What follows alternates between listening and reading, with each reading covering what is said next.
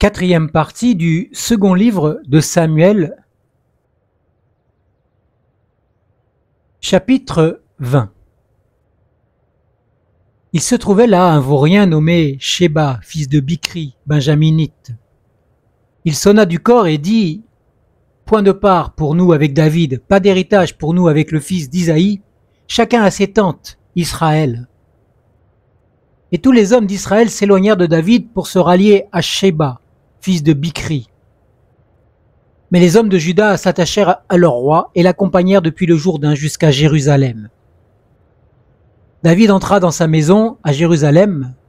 Le roi prit les 10 concubines qu'il avait laissées pour garder la maison et les mit dans un lieu où elles étaient séquestrées. Il pourvut à leur entretien, mais il n'alla pas vers elles, et elles furent enfermées jusqu'au jour de leur mort, vivant dans un état de veuvage. Le roi dit à Amasa, « Convoque-moi dans les 3 jours les hommes de Juda, et toi, sois ici présent. » Amasa partit pour convoquer Juda, mais il se mit en retard pour le rendez-vous que le roi lui avait fixé. David dit alors à Abishai, « Sheba, fils de Bichri, va maintenant nous faire plus de mal qu'Absalom.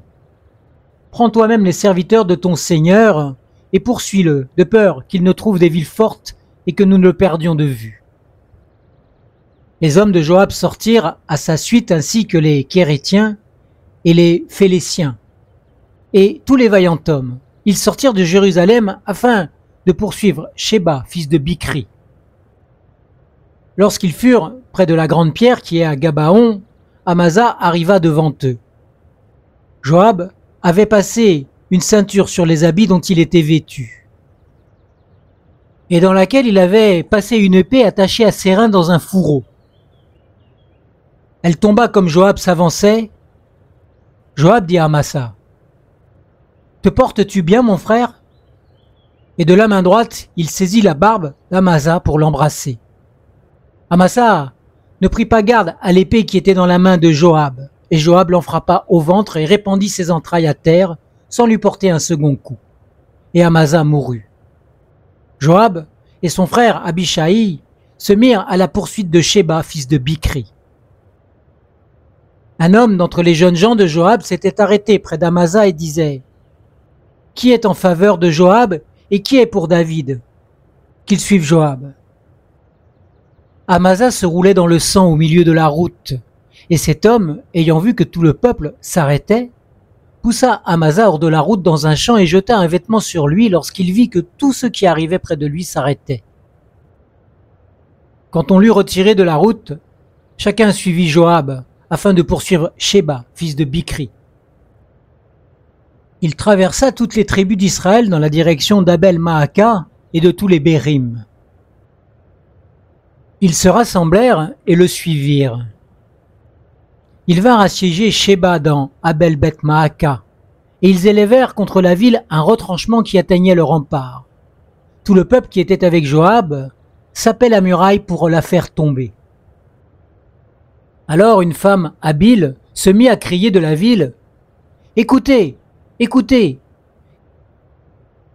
Dites à Joab, approche jusqu'ici, je veux te parler. » Il s'approcha d'elle et la femme dit « Es-tu Joab ?»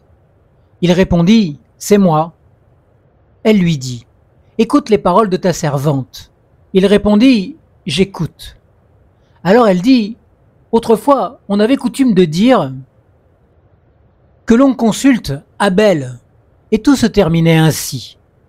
Moi je suis en paix avec les fidèles d'Israël, mais toi tu cherches à faire périr une ville qui est une mère en Israël. Pourquoi détruirais-tu l'héritage de l'Éternel ?» Joab répondit « Loin, loin de moi la pensée de détruire et de ruiner. Il ne s'agit pas de cela. Mais un homme de la montagne d'Éphraïm nommé Sheba, fils de Bichri, a levé la main contre le roi, contre David. Livrez-le, lui seul, et je m'éloignerai de la ville. » La femme dit à Joab, « Eh bien, sa tête te sera jetée par la muraille. » La femme alla vers tout le peuple avec son habileté, et ils coupèrent la tête de Sheba, fils de Bichri, et la jetèrent à Joab. Joab sonna du corps, on se dispersa loin de la ville, chacun dans ses tentes. Alors Joab retourna à Jérusalem vers le roi. Joab commandait toute l'armée d'Israël. Benaïa, fils de Yehoyada, était à la tête des Kérétiens et des Phéléciens. Adoram dirigeait les corvées. Josaphat, fils d'Aïloud, était archiviste. Sheva était secrétaire. Tsadok et Abiatar étaient sacrificateurs. Et Ira et Yaïr étaient aussi prêtres pour David. Chapitre 21. Or, du temps de David, il y eut une famille qui dura 3 années de suite. David rechercha la présence de l'Éternel et l'Éternel dit « C'est à cause de Saül et de sa famille sanguinaire, c'est parce qu'il a fait périr les Gabaonites. » Le roi appela les Gabaonites pour leur parler. Les Gabaonites ne faisaient point partie des Israélites, mais c'était un reste des Amoréens. Les Israélites s'étaient liés envers eux par un serment, et néanmoins Saül avait voulu les frapper dans son zèle pour les fils d'Israël et de Juda. David dit aux Gabaonites, « Que puis-je faire pour vous, et avec quoi ferai-je l'expiation, afin que vous bénissiez l'héritage de l'Éternel » Les Gabaonites lui répondirent, « Ce n'est point pour nous une question d'argent et d'or avec Saül et avec sa famille, et ce n'est point à nous qu'il appartient de faire mourir quelqu'un en Israël. » Le roi dit, « Ce que vous direz, je le ferai pour vous. » Ils répondirent au roi, « Puisque cet homme a voulu nous exterminer et qu'il avait le projet de nous détruire pour nous faire disparaître de tout le territoire d'Israël, qu'on nous livre 7 hommes d'entre ses fils, et nous exposerons leur corps devant l'Éternel à Gibéa de Saül, l'élu de l'Éternel. » Le roi dit, « Je les livrerai. » Le roi épargna Méphibosheth, fils de Jonathan, fils de Saül, à cause du serment devant l'Éternel qu'avait fait entre David et Jonathan, fils de Saül. Mais le roi prit les 2 fils que Ritzpa, fille d'Aya, avait enfantés à Saül, Harmoni et Méphibosheth, et les 5 fils que Michal, fille de Saül, avait enfantés à Adriel de Méholala, fils de Barziaï. Il les livra entre les mains des Gabaonites qui exposèrent leur corps sur la montagne devant l'Éternel. Tous les 7 périrent ensemble. Ils furent mis à mort dans les premiers jours de la moisson, au commencement de la moisson des orges. Ritzpa, fille d'Aya, prit le sac et l'étendit sous elle contre le rocher, depuis le commencement de la moisson jusqu'à ce que l'eau du ciel tombe sur eux. Elle empêchait les oiseaux du ciel de s'opposer sur eux pendant le jour et les animaux de la campagne pendant la nuit. On rapporta à David ce qu'avait fait Ritzpa, fille d'Aya, concubine de Saül. Alors David alla prendre les os de Saül et les os de son fils Jonathan, chez les habitants de Yabesh en Galaad, qui avaient enlevé de la place de Beth-Shan, où les Philistins les avaient pendus lorsqu'ils battirent Saül à Gilboa. Il emporta de là les os de Saül et les os de Jonathan, son fils, et l'on recueillit aussi les os de ceux dont les corps avaient été exposés. On ensevelit les os de Saül et de son fils Jonathan dans le pays de Benjamin, à Tséla, dans la tombe de Kish, père de Saül, et l'on fit tout ce que le roi avait ordonné. Après cela, Dieu fut apaisé envers le pays. Les Philistins firent encore la guerre à Israël. David descendit avec ses serviteurs et ils combattirent les Philistins. David était épuisé. Ishi-Bénod, l'un des enfants de Rapha, avait une lance du poids de 300 cycles, poids de bronze, et il avait une épée neuve à la ceinture. Il parla de frapper David. Abishai, fils de Tserouia, vint au secours de David, frappa le Philistin et le fit mourir. Alors les gens de David firent un serment en lui disant « Tu ne sortiras plus avec nous pour la guerre et tu n'éteindras pas la lampe d'Israël. » Après cela, le combat reprit à Gob avec les Philistins. Alors, Sibécaï, le Hushatite, tua Saph, qui était un des enfants de Rapha. Le combat reprit à Gob avec les Philistins, et Al-Naan, fils de Yaré-Horgim, de Bethléem, tua Goliath de Gath, qui avait une lance dont le poids était comme l'ensoupe des tisserands. Il y eut encore un combat à Gath. Il s'y trouva un homme de haute taille qui avait 6 doigts à chaque main et à chaque pied, 24 en tout, et qui était également issu de Rapha. Il lança un défi à Israël, et Jonathan, fils de Chiméa, frère de David, le tua. Ces 4 hommes étaient issus de Rapha à Gath. Ils tombèrent par la main de David et par la main de ses serviteurs. Chapitre 22. David adressa à l'Éternel les paroles de ce cantique. Quand l'Éternel l'eut délivré de la main de tous ses ennemis et de la main de Saül, il dit : L'Éternel est mon roc, ma forteresse, mon libérateur. Le Dieu qui est mon rocher où je me réfugie, mon bouclier et la force qui me sauve. Ma haute retraite dans ma fuite. Ô mon sauveur, tu me sauves de la violence. Je m'écrie : loué soit l'Éternel. Et je suis sauvé de mes ennemis, car les flots de la mort m'avaient enserré, les torrents de la destruction m'avaient épouvanté. Les liens du séjour des morts m'avaient entouré, les filets de la mort étaient devant moi. Dans ma détresse, j'invoque l'Éternel, j'invoque mon Dieu. De son palais, il étend ma voix, et mon cri parvint à ses oreilles. La terre fut ébranlée et trembla, les fondements des cieux frémirent, et s'ébranlèrent parce que sa colère s'était enflammée. Il se levait de la fumée de ses narines, et un feu dévorant sortait de sa bouche. Il en jaillissait des charbons embrasés. Il inclina les cieux et descendit avec une épaisse nuée sous ses pieds. Il était monté sur un chérubin et il volait, il paraissait sur les ailes du vent. Il faisait des ténèbres une tente autour de lui. C'étaient des eaux ténébreuses et de sombres nuages. À l'éclat qui le précédait s'allumaient des charbons de feu. L'Éternel tonna des cieux, le Très-Haut fit retentir sa voix. Il lança des flèches et les dissémina. Un éclair et les mit en déroute. Le lit de la mer apparut, les fondements du monde furent découverts par la menace de l'Éternel, par le souffle du vent de ses narines. Il étend sa main d'en haut, il me saisit, il me retire des grandes eaux. Il me délivre de mon ennemi puissant, de ceux qui me haïssent et de ceux qui sont plus forts que moi. Il m'avait affronté au jour de mon malheur, mais l'Éternel fut mon appui. Il m'avait fait sortir pour me mettre à l'aise. Il m'a retiré car il m'a pris en affection. L'Éternel m'a traité selon ma justice. Il m'a rendu selon la pureté de mes mains. Car j'ai gardé les voies de l'Éternel et je ne me suis pas éloigné avec méchanceté de mon Dieu. Toutes ses ordonnances sont devant moi et je ne m'écarte pas de ses prescriptions. J'ai été intègre envers lui et je me suis bien tenu en garde contre ma faute. Ainsi l'Éternel m'a rendu selon ma justice, selon ma pureté devant ses yeux.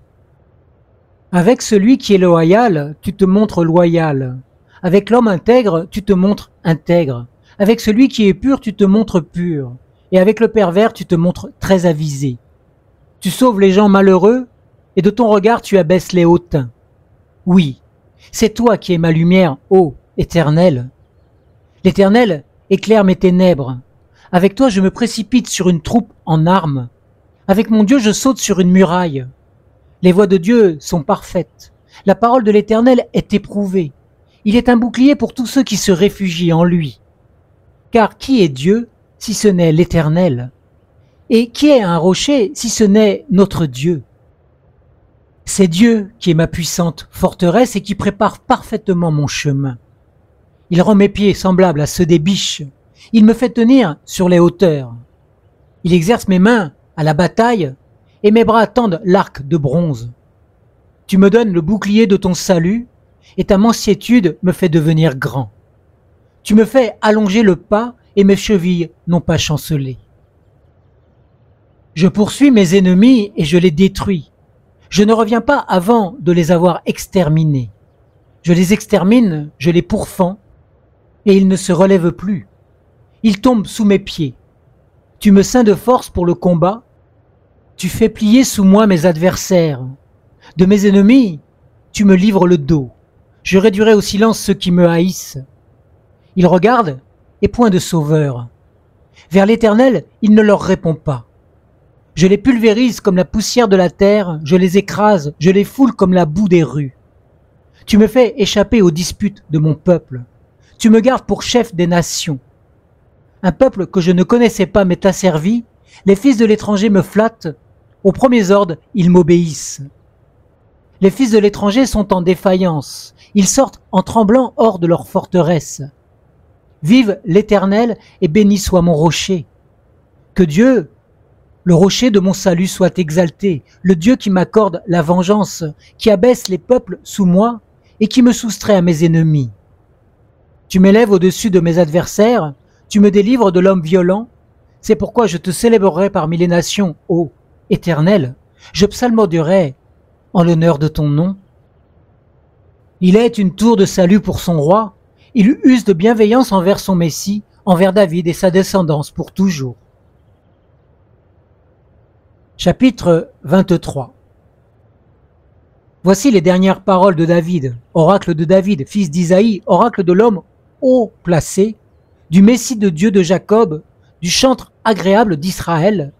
L'Esprit de l'Éternel a parlé par moi, et sa parole est sur ma langue. Le Dieu d'Israël a parlé, le rocher d'Israël m'a dit « Celui qui domine sur les humains est juste. Celui qui domine dans la crainte de Dieu est pareil à la lumière du matin quand le soleil se lève par un matin sans nuages. Par son éclat et par la pluie, la verdure sort de la terre. N'en est-il pas ainsi de ma maison avec Dieu, puisqu'il a fait avec moi une alliance éternelle, en tout point réglée et gardée? Ne fera-t-il pas germer tout mon salut et tout ce qui est agréable? Mais les vauriens sont tous comme le charbon que l'on rejette et qu'on ne prend pas avec la main. L'homme qui les touche s'arme d'un fer ou du bois d'une lance. C'est par le feu qu'ils seront brûlés sur place. Voici les noms des vaillants hommes de David. Yosheb Bashébet, le Takémonite, chef de la division. C'est lui qui brandit sa lance sur 800 hommes qu'il transperça en une seule fois. Après lui, Éléazar, fils de Dodo, fils d'Aoï. Il était l'un des 3 vaillants hommes qui défièrent avec David les Philistins qui s'étaient rassemblés là pour le combat, tandis que les hommes d'Israël se retiraient sur les hauteurs. C'est lui qui se leva et frappa les Philistins jusqu'à ce que sa main soit lasse et qu'elle reste collée à son épée. L'Éternel opéra une grande délivrance ce jour-là. Le peuple revint à la suite d'Éléazar, seulement pour prendre les dépouilles. Après lui, Shama, fils d'Agué de Harar. Les Philistins s'étaient rassemblés à Léhi. Il y avait là une pièce de terre remplie de lentilles, et le peuple fuyait devant les Philistins. Shama se tint debout au milieu de la pièce, la reprit et frappa les Philistins, et l'Éternel opéra une grande délivrance. 3 des 30 chefs descendirent vers le camp de la moisson et vinrent auprès de David dans la caverne d'Aloulam, lorsqu'une troupe de Philistins était campée dans la vallée des Réphaïm. David était alors dans la forteresse, et il y avait à ce moment-là un poste de Philistins à Bethléem. David exprima un désir et dit « Qui me fera boire de l'eau de la citerne qui est à la porte de Bethléem ?» Alors les 3 vaillants hommes forcèrent le camp des Philistins et puisèrent de l'eau de la citerne qui est à la porte de Bethléem. Ils l'apportèrent et la présentèrent à David. Mais il ne voulut pas la boire et il la répandit en libation devant l'Éternel. Il dit « Loin de moi, ô Éternel, la pensée de faire cela. N'est-ce pas le sang de ces hommes qui sont allés au péril de leur vie ?» Et il ne voulut pas boire. Voilà ce que firent ces 3 vaillants hommes. Abishai, frère de Joab, fils de Tserouïa, était à la tête des 3. C'est lui qui brandit sa lance sur 300 hommes qu'il transperça et qui eut du renom parmi les 3. Il a eu le plus de gloire parmi les 3. C'est lui qui fut leur chef, mais il n'égala pas les 3 premiers. Benaïou, fils de Yehoyada, était fils d'un homme de valeur et aux nombreux exploits, originaire de Kapsel. C'est lui qui frappa les 2 Ariel de Moab. C'est lui qui descendit et qui frappa un lion au milieu d'une citerne un jour de neige. C'est lui qui frappa un Égyptien d'un aspect formidable. Dans la main de l'Égyptien, il y avait une lance. Il descendit contre lui avec un bâton, arracha la lance de l'Égyptien et le tua avec sa lance. Voilà ce que fit Benaïou, fils de Yehoyada, et il eut du renom parmi les 3 vaillants hommes. Il a eu le plus de gloire parmi les 30, Mais il n'égala pas les 3 premiers. David l'admit dans son conseil secret.